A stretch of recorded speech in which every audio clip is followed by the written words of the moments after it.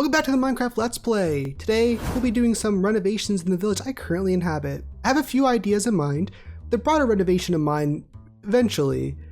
But today, our objectives are, in no particular order: 1. Enchantments. 2. Start a quarry for all the stone I'll need for renovations. 3. Find some spruce trees. 4. Renovate the village. 5. Tear down my house. And 6. Design a new house.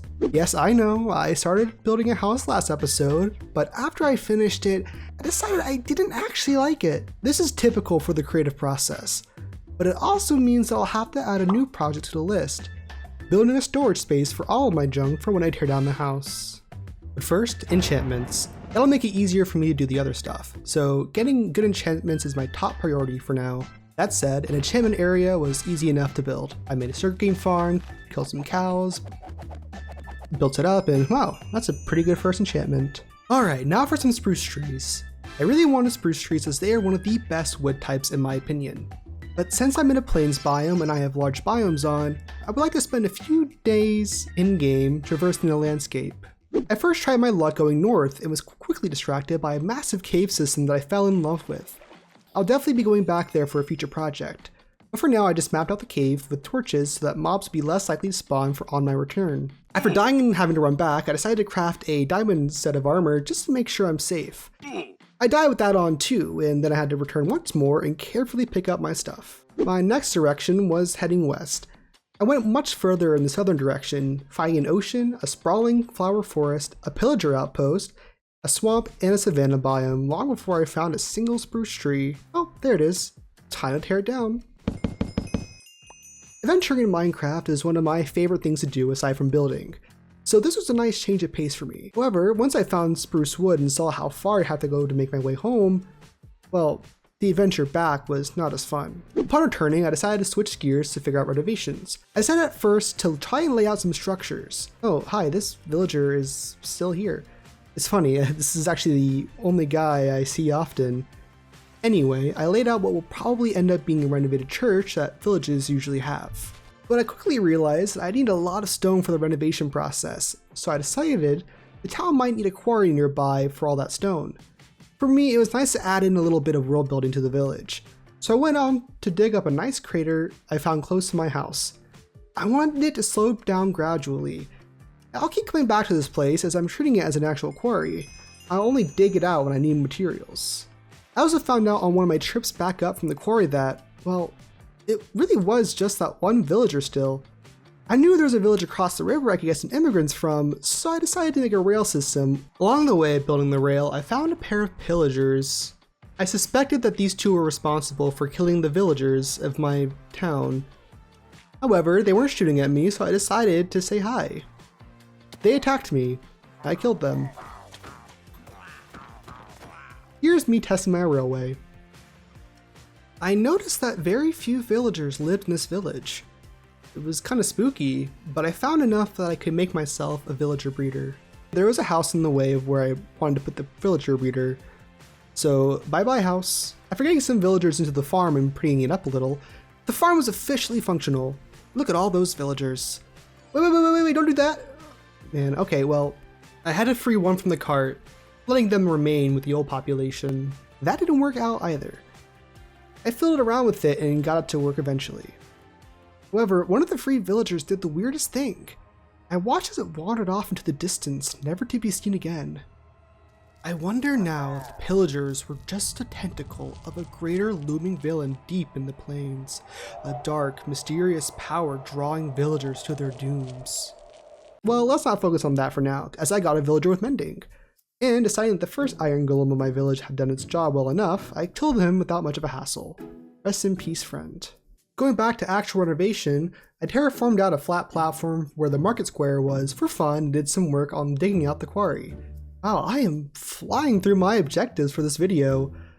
It's also really nice to see the town populated again, even though I still have these weirdos working here still. And oh, that's my bed actually, you can't, let me just take that. Oh, come on guys, you're doing it in my house? Man, let's move on to the storage shack. This whole entire build section I had recorded audio for, but the audio wasn't exported when I finished recording, so I just went off about my build style and how I wanted to use tough blocks in the village as they're new and unique. Also, with the trial chamber just below our feet, I think it'd make sense for the village above it to have some tuff. So this storage house should set the tone for the rest of the village aesthetic. I ended up going with a spruce wood and oak wood colonnade with tough blocks on the sides. It's meant to be a small shack, so nothing crazy, just with enough chests to store all my stuff in. I put it pretty close to my farmland, which I had made off camera. It really wasn't interesting to watch, and I was only able to do it because I was binge watching The Boys. Now, unreliably, I was too lazy to actually record the house being built. Without replay mod being updated to the current version, I think these time lapses can get pretty boring. I did record me trying to break into a trial chamber to steal copper for the roof, but it ended up hitting the look of the copper. So it was just a wasted adventure. It was fun though. Speaking of adventures that aren't fun, I started watching Love Island and went off to find a desert for a cactus farm. Apparently it's good for experience points by smelting it. Rather than waste my time walking in some random direction, I used chunk base to locate the nearest desert. It was about, what is that? About 12,000 blocks. Great. I found a mushroom island before I got to the desert, which was a big surprise for me. How is a mushroom island closer than a desert? At first it was a cool and unique experience for me, but it soon wore out its welcome the longer I had to suffer running through it. And just when I thought I had escaped the mushroom islands, I ran right back into it because it turns out I was going in the wrong direction. I did finally find the desert, which was also the location of a desert village. I'll take that cactus, thanks. And then I had the long drive home. It took an entire episode of Love Island USA to get back. And let me just say, Hakeem is way too hot to be acting that crazily. My man is duplicitous. They're all so dramatic. Leah Like they're the Divine and and Rob don't get any screen 100%. time. Oh my Not God, as thank British God, version of Chloe the is show who gone. got with that And today. whatever. Anyway, the last thing I did was work on the road system. I settled on this mixture of tough blocks.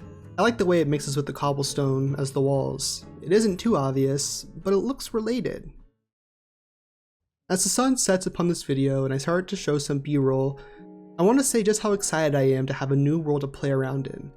I'm used to playing Minecraft unfairly.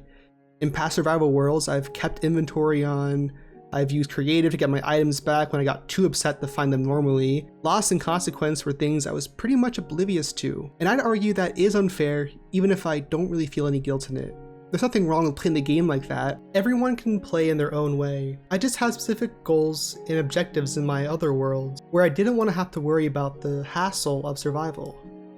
And in this series, I have new goals. I want to keep this as vanilla as possible. I want to feel the hardship in survival, not just in creative adventures.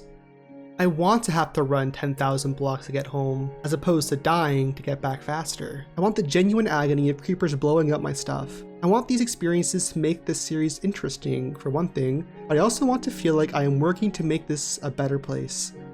I've already failed once. I got frustrated in my first few days from dying that second time while caving, but I ended up just flying there with creative and a recovery compass. That's part of why I'm showing you some B-roll of me doing daily tasks. I can't record entire sessions, so you sometimes end up missing out on a lot of the content. I don't have enough space to store all the videos. In fact, I had to delete every single piece of recording from the last episode just to make this one. All that remains of those recordings is the upload. I wanted to show how I play the game normally, only cutting between certain moments. I will try to focus on building in the next episode, especially if replay mod is updated to the new version. Building new things and creating worlds is what draws me to Minecraft. It's why I edit videos. It's why I used to roleplay. It's why I read books and write fantasy. It's why I watch movies. I doubt many viewers will get to this part of the video, and if you're still here, thanks. Truly. I'm always trying to make things that I and others can look back on and appreciate. So if you like my content, please like, subscribe, comment. It really does help the channel out, and I'm trying to monetize this channel, so please make it worth it. That's all I have for today, and I hope I see you in the next episode.